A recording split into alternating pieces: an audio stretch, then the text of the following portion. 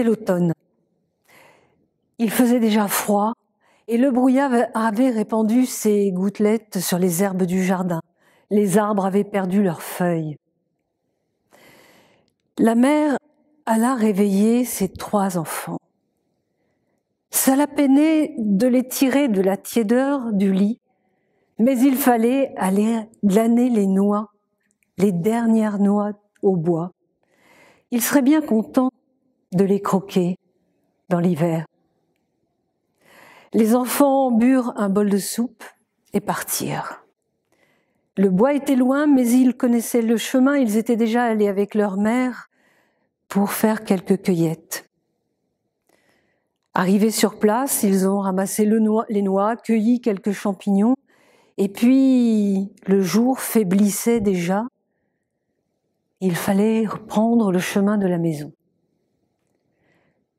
Mais il faisait déjà presque nuit, et les enfants, ne trouvant plus leur chemin, ont marché droit devant eux. Ils n'étaient pas guidés par la lune ni par les étoiles. Enfin, ils sont arrivés à la route. Ils se sont perdus. Au lieu de prendre le chemin de la maison, ils ont pris le chemin du village et ils ont marché. Ils sont arrivés à l'entrée du village et à cette heure-là, les rues étaient désertes et sombres. Alors, ils ont eu l'idée de vouloir demander refuge dans une maison. Les maisons étaient fermées. Il y en avait une qui avait un ray de lumière derrière les volets. Ils ont frappé à la porte. Un homme a ouvert. C'était le boucher. Quand ils l'ont vu, ils ont reculé d'effroi. L'homme était grand, hirsute, il avait une odeur inquiétante. Il leur a dit d'entrer. Les enfants n'ont pas osé s'enfuir. Ils sont entrés, ils lui ont raconté leur histoire et le boucher a écouté avec des yeux brillants. Et puis il leur a dit d'aller s'installer au coin du feu, il allait leur amener à dîner. Il a fait mine d'aller derrière leur chercher à dîner, mais il est revenu avec un grand couteau, luisant, comme ses dents pointues, et en 3 mouvements, il a tué les 3 enfants. Il les a dépecés et mis dans son grand saloir, celui qu'il cachait dans le cellier. Et puis, il est revenu près de la cheminée et s'est effondré en pleurs. Cette fois encore, il n'avait pas résisté. Il avait abusé de l'innocence et de la confiance de ces enfants-là aussi. Il est resté à pleurer longtemps. Et puis, il a fini par s'endormir au coin d'une cheminée au feu éteint, roulé en boule sur lui-même. La mère, ne voyant pas ses enfants rentrer, a donné l'alerte. Et le lendemain, à l'aube, les villageois ont parcouru les bois, les prés. Ils sont entrés dans le village et dans les hameaux. Ils ont demandé si quelqu'un avait accueilli des enfants qui avaient pris refuge chez eux la veille. Mais tous secouèrent la tête. Personne ne les avait vus. Alors les recherches ont cessé. La mère s'est arrimée à son quotidien et elle n'a jamais voulu croire qu'elle ne reverrait jamais ses enfants. Les années ont passé, les saisons ont défilé. 7 ans. Et cette année-là, un hiver glacial s'était abattu sur le pays. Les animaux étaient au chaud dans les bergeries, dans les étables. Les gens étaient dans les maisons et ils passaient leur journée en travaux d'aiguille ou d'horlogerie. Les rares passants qui allaient dans la rue sentaient les mots gelés sur leurs lèvres.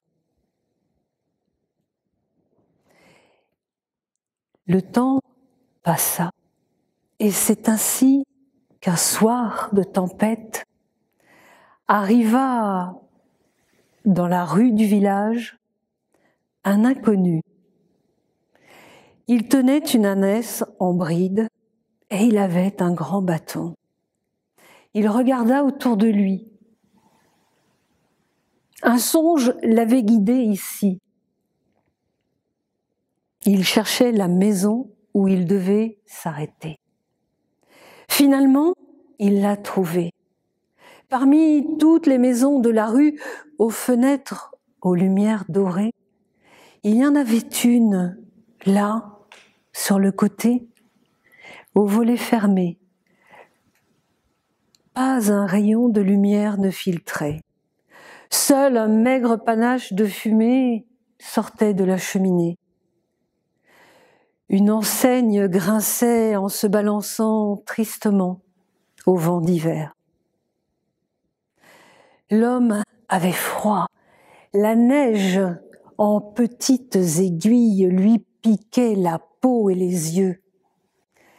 Il s'est approché de la porte. Il a frappé. Pas de réponse. Il a insisté. Et là, un homme a ouvert. Il était grand, hirsute, dans une tenue misérable. L'inconnu lui a demandé asile pour la nuit. L'autre l'a regardé, s'apprêtait à refuser et finalement, comme intimidé, a accepté. Il l'a fait entrer. Avec assurance, l'inconnu est allé vers la cheminée pour se réchauffer, s'est même assis à une table et lui a demandé à dîner. Alors, le boucher, puisque c'était lui, l'a regardé un peu soulagé et il lui a dit « J'ai du jambon. » Il n'est pas bon. J'ai du veau. Il n'est pas beau. L'étranger s'est levé.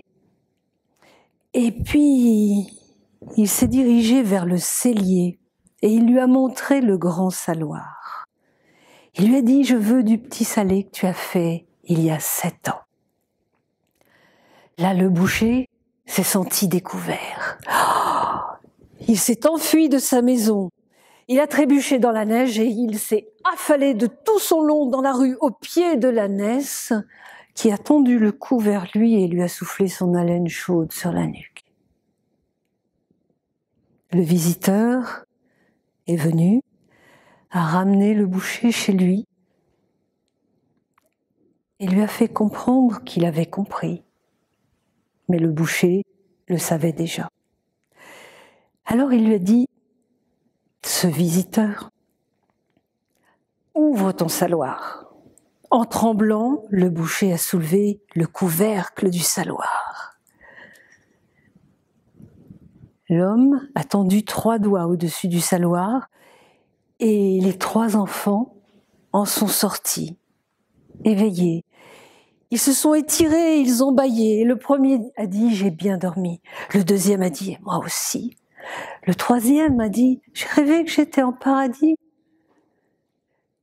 Saint Nicolas, puisque c'était lui, les a fait sortir, les a couverts de son manteau. Il a dit au boucher « Je connais ton enfer. Eh bien, si tu veux, je te propose un marché. Ça a un prix pour en sortir. Tu pourras m'accompagner. Je vais faire une tournée pour tous les enfants du monde. Tu viendras avec moi. Tu me suivras comme mon ombre. Mais les enfants m'attendent. De toi, ils auront toujours peur. Et tu auras toujours ton habit sombre et puant. D'ailleurs, tu passeras dans le conduit de cheminée avant moi pour enlever la suie qui noircit. Et moi, ensuite, je passerai avec mon manteau et ma barbe blanche. Le boucher a accepté. Les enfants, il faut vous le dire, sont retournés chez leur mère.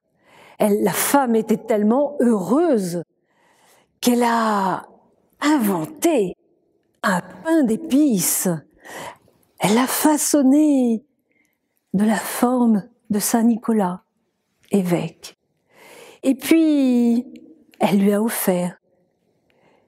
Elle voulait qu'on se souvienne que c'était grâce à Saint Nicolas qu'elle avait retrouvé ses enfants, et même que tous les enfants du monde le sachent.